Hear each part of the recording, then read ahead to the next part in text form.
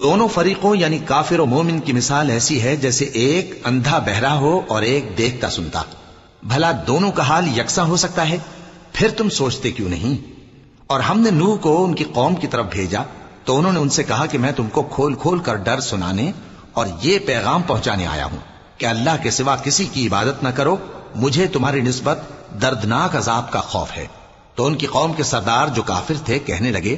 کہ ہم تم کو اپنے ہی جیسا ایک آدمی دیکھتے ہیں اور یہ بھی دیکھتے ہیں کہ تمہارے پیراؤ وہی لوگ ہوئے ہیں جو ہم میں ادنا درجے کے ہیں، اور وہ بھی سطحی رائے سے،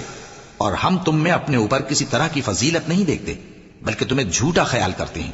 فرمایا کہ اے قوم دیکھو تو، اگر میں اپنے پروردگار کی طرف سے دلیل روشن رکھتا ہوں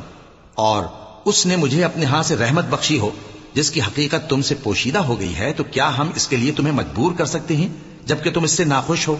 اور اے قوم، میں اس نصیحت کے بدلے تم سے مال و زر کا مطالبہ تو نہیں کرتا،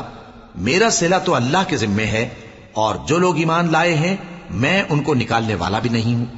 وہ تو اپنے پروردگار سے ملنے والے ہیں، لیکن میں دیکھتا ہوں کہ تم لوگ نادانی کر رہے ہو. اے میری قوم، اگر میں ان کو نکال دوں تو اللہ کی گرفت سے بچانے کے لیے کون میری مدد کر سکتا ہے؟ بھلا تم غور کیوں نہیں کرتے